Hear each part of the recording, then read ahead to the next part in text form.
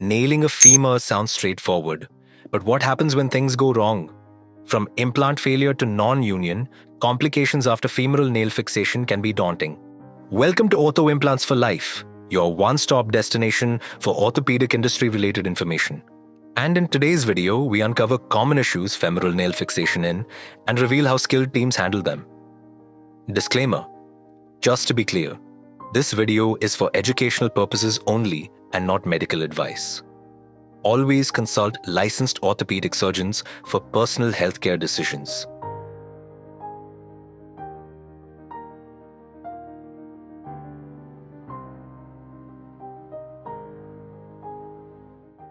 Quick recap: what is femoral nail fixation?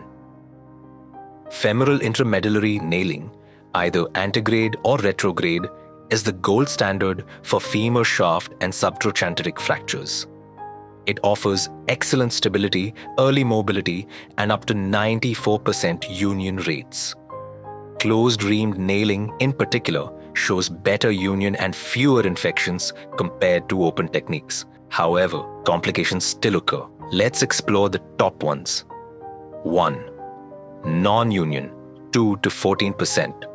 Femoral shaft non-union averages around 2.4%, with certain patterns, e.g., segmental AO32C, reaching 15 to 27%, especially if malaligned. Risk factors include high energy trauma, delayed fixation, and improper fracture reduction. Second, infection, 0.6 to 6.1%. Closed nailing has low infection risk, but open or delayed cases can reach up to 6%. Third, malalignment and malrotation.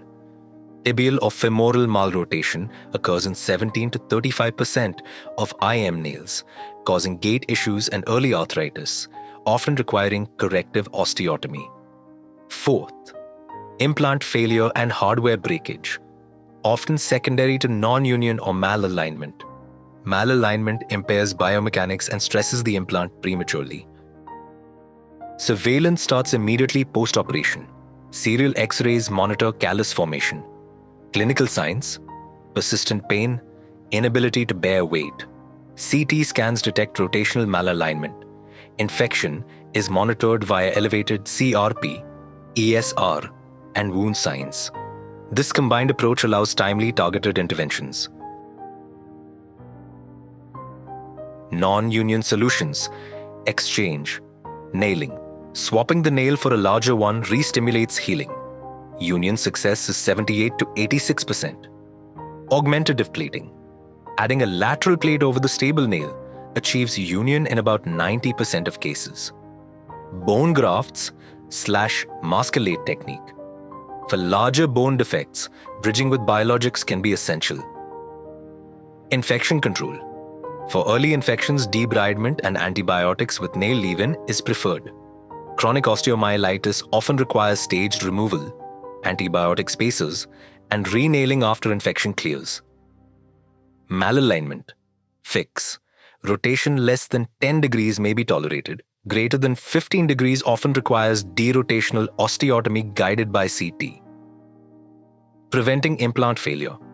Use polar blocking screws to correct tunnel width and guide nail placement. Multiple studies report 0% non-union with good alignment.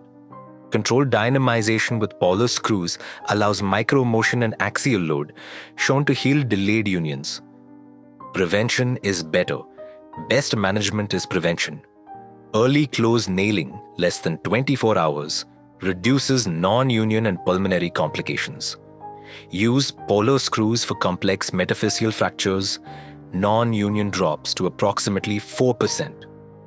Precision alignment, intraoperative imaging, assessment of rotation using the opposite limb, rigorous sterility to minimize infection risk.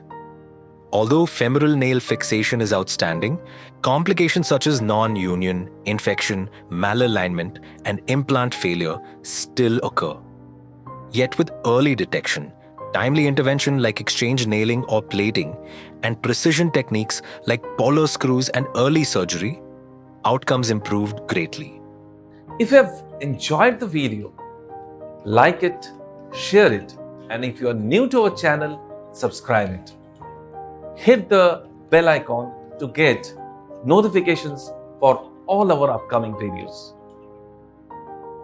Join us to excel in this orthopedic implant industry and to know more about the job and career growth which is available in this industry.